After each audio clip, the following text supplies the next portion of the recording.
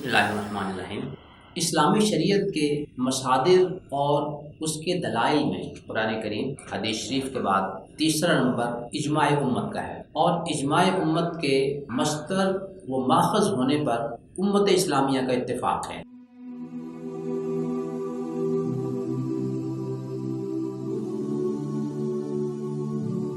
لیکن ہمارے ایک دوست غامدی صاحب امت اسلامیہ سے علیحدہ اپنی ایک راہ بنائے ہوئے ہیں۔ وہ اجماع امت کو شریعت اسلامیہ کا ماخذ تسلیم نہیں کرتے، بلکہ وہ اس کو ایک بدعت قرار دیتے ہیں۔ وہ اپنی کتاب مقامات کے صفحہ 157 پر، جیسا کہ آپ اسکرین پر دیکھ رہے ہیں، اجماع امت کے ماخذ ہونے کو ایک بدعت قرار دیتے ہیں اور ایک بے بنیاد نظریہ قرار دیتے ہیں۔ اب جو دلائل ہیں اجماع کے دلیل ہونے کے، ان کو کمزور کرنے کی ایک لا حاصل کوشش کرتے ہیں۔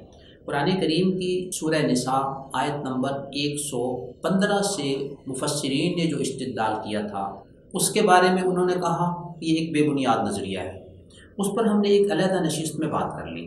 اب اجماع کے حجت ہونے پر حدیث شریف کے حوالے سے جو دلیل ہے وہ نبی اکرم صلی اللہ علیہ وسلم کا یہ ارشاد مبارک ہے، ان اللہ لا یجمع امتی علی ضلالہ، اللہ تعالیٰ میری امت کو گمراہی پر جمع نہیں کریں گے۔ اس حدیث کو غامدی صاحب کے ممدوح عالم جناب البانی صاحب نے صحیح الجامع صغیر میں اور مشکات میں صحیح قرار دیا ہے، لیکن چونکہ غامدی صاحب نے اجماع کو شریعت اسلامی کا ماخذ تسلیم نہیں کرنا، لہٰذا وہ ان دلائل پر بھی اپنے خود ساختہ اصول کی روشنی میں تنقید کرنے کی کوشش کرتے ہیں اور ان دلائل کو کمزور کرنے کی کوشش کرتے ہیں۔ اب یہ جو حدیث شریف جس کو البانی صاحب نے صحیح قرار دیا، اس کے بارے میں غامدی صاحب نے ایک خود ساختہ اصول بنایا، جیسے کہ آپ ان کی کتاب مقامات کے صفحہ 160 پہ دیکھ رہے ہیں کہ وہ اس روایت کے بارے میں کہتے ہیں کہ اگرچہ ایک کمزور روایت ہے اور اسی بنا پر حدیث کی امہات کتب یعنی بخاری، مسلم اور موطا میں سے کسی میں بھی جگہ نہ پا سکی، تو گویا وہ یہ اصول بناتے ہیں کہ چونکہ یہ روایت موطا میں نہیں ہے، بخاری میں نہیں ہے، مسلم میں نہیں ہے، لہٰذا یہ روایت کمزور ہے۔ یہ ایک عجیب سا ان کا نظریہ ہے۔ وہ ایک قدم بھی اپنے اس خود ساختہ اصول کی پاسداری نہیں کر سکتے۔ اس کے لیے آپ انہیں کی کتابوں کو دیکھیں، پرکھیں، تو آپ کو اندازہ ہوگا کہ وہ قدم قدم پر اپنے اس اصول کو نظر انداز کر رہے ہیں۔ اسکرین پہ دیکھیے ذرا ان کی کتاب میزان کا صفحہ 289 اس صفحے پر انہوں نے کل 14 حوالے دیے ہیں۔ ان 14 میں سے 6 حوالے وہ ہیں کہ جو بخاری، مسلم اور موطا کے علاوہ ہیں۔ کیا میں اور آپ ہم سب مل کر غامدی صاحب سے سوال کر سکتے ہیں کہ جناب یہ 14 میں سے 6 حوالے موطا، بخاری، مسلم، جنہیں آپ امہات کتب کہتے ہیں، ان میں یہ جگہ کیوں نہیں پا سکے؟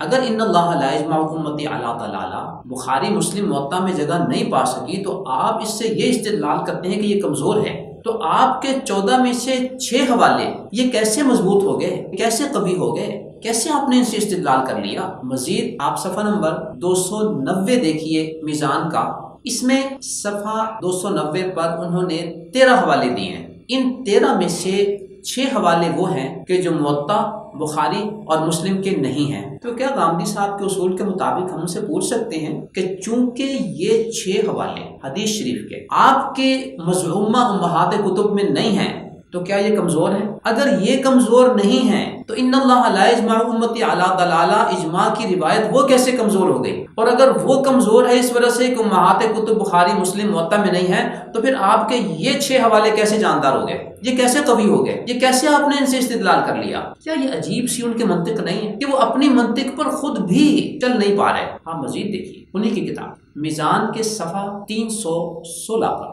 انہوں نے 7 حوالے دیے۔ ان 7 میں سے 4 حوالے وہ ہیں کہ جو ان کی بتائی ہوئی مزعومہ امہات کتب حدیث موطا، بخاری اور مسلم میں نہیں ہیں۔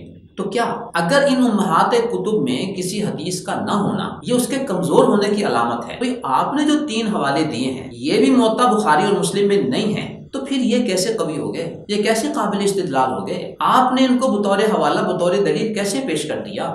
اگر یہ دلیل بن سکتے ہیں اس لیے کہ وہ امہات کتب میں نہیں ہے تو پھر ان اللہ لا یجمع امتی علی ضلالہ کیوں دلیل نہیں بن سکتا؟ تو گویا آپ نے جو اصول بنایا تھا آپ اپنے اصول پہ اپنی کتاب میں ایک صفحہ آگے نہیں بڑھ پا رہے۔ تو ان حوالہ جات سے آپ نے واضح طور محسوس کیا کہ غامدی صاحب جو اصول بناتے ہیں اس اصول پہ وہ خود بھی نہیں چل پاتے۔ تو کیا بات واضح ہو کر سامنے آئی کہ انہوں نے ان اللہ لا یجمع امتی علی ضلالہ اجماع کی اس دلیل کو کمزور کرنے کے لیے جو بنیاد بنائی تھی وہ بنیاد ہی کمزور ہے۔ جب بنیاد کمزور ہے، استدلال کمزور ہے، تو اجماع حجت ہے۔ جب اجماع حجت ہے، اس کی دلیل مضبوط ہے، جس کو البانی صاحب بھی صحیح قرار دے رہے ہیں، تو پھر غامدی صاحب کا اجماع کو بدعت کہنا اور ایک غیر یقینی چیز قرار دینا، یہ موقف کتنا کمزور ہے۔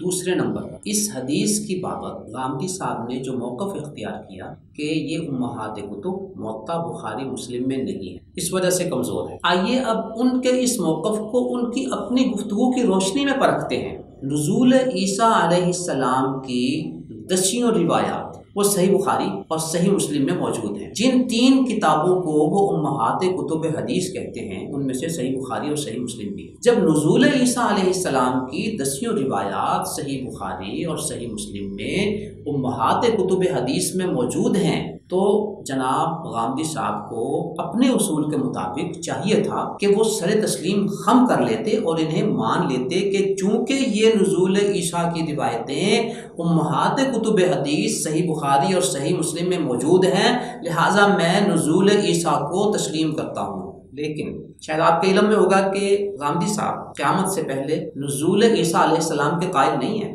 اور یہ جو دلائل ہیں، جو احادیث ہیں صحیح بخاری اور صحیح مسلم کی، ان کو مسترد کرنے کے لیے انہوں نے ایک اور نئی منطق یہاں پہ ڈھونڈی۔ یہاں انہوں نے اپنا خود ساختہ ایک اور اصول بنا لیا کہ چونکہ صحیح بخاری اور مسلم کی یہ روایتیں موطا امام مالک میں نہیں ہیں، لہٰذا میرے نزدیک یہ قابل قبول نہیں ہے۔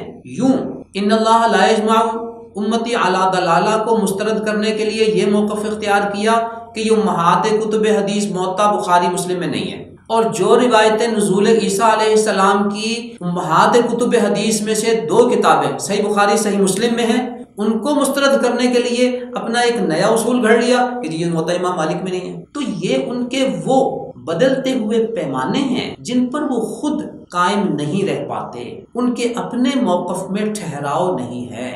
اب آپ ذرا سنیے نزول عیسیٰ کی روایات کے بارے میں جو بخاری مسلم میں ہیں اور چونکہ موطا میں نہیں ہے تو وہ ان کو اس وجہ سے مسترد کر رہے ہیں کہ یہ موطا میں نہیں ہے۔ اچھا، پھر حدیث میں ہمارے لیے جو سب سے پہلی کتاب حدیث کی ہے وہ امام مالک کی موطا، پہلی حدیث کی کتاب وہ۔ آپ موطا کو شروع سے لے کے آخر تک پڑھ جائیے، کہیں اس میں شائبہ بھی نہیں، کوئی ذکر نہیں، بالکل۔ تو موطا بھی بالکل خالی ہے۔ اس کے بعد کی حدیث کی کتابوں میں البتہ سیدنا مسیح علیہ السلام کے نزول کا ذکر آنا شروع ہوا ہے، اور پھر بخاری میں بھی ہے، مسلم میں بھی ہے، ان کتابوں میں ہے جو بعد کے زمانے میں مرتب کی گئی ہے۔ اس کے بعد اگر آپ سمجھتے ہیں کہ عام نقطہ نظر زیادہ قوی ہے، بسم اللہ مانتے رہیے، کوئی فرق نہیں پڑتا۔ اور اگر آپ وہ رائے قائم کریں جو میرا اس معاملے میں رجحان ہے، تو امید ہے کہ غور و خوض کے کچھ اور سامان بھی کھلیں گے آپ کے۔ یوں پہلی روایت کو مسترد کرنے کے لیے ان اللہ لا یجمع امتی علی ضلالہ جو موقف اختیار کیا، نزول عیسیٰ علیہ السلام کے بارے میں اپنے اسی موقف کو انہوں نے ٹھکرا دیا۔ یوں وہ میڈیا پہ گفتگو کرتے ہوئے بڑے عجیب سے لگتے ہیں، بڑے کانفیڈنس سے، بڑے یقین سے اپنے افکار و نظریات پیش کر رہے ہوتے ہیں، اور اپنے غلط موقف کو اس قوت سے پیش کر رہے ہوتے ہیں کہ جیسے پتہ نہیں اس کے اندر کتنی جان ہے۔ لیکن اگر میں اور آپ تھوڑا سا باریک بینی سے ان کے افکار و نظریات، ان کی گفتگو، ان کے اصولوں کو پرکھیں تو میں اور آپ یقیناً اس نتیجے پر پہنچیں گے کہ ان کے موقف میں، ان کے اصولوں میں کوئی جان نہیں ہے۔ لہٰذا ان کے بیان کردہ افکار سے ہمیں احتیاط برتنے کی ضرورت ہے۔ اللہ تعالیٰ ہمیں امت اسلامیہ کے ساتھ قائم و دائم رکھے، ان سے وابستہ رکھے، اور 15ویں صدی میں ایسے افکار و نظریات جن کے اپنے اندر تضاد اور ٹکراؤ موجود ہے، جن کے اندر خود ٹھہراؤ نہیں ہے، جن کی کوئی علمی بنیاد نہیں ہے، اللہ تعالیٰ ہمیں ان سے دور رکھے اور ان سے محفوظ رکھے۔ آمین. نظروا للطيبة ونور طه يسطعون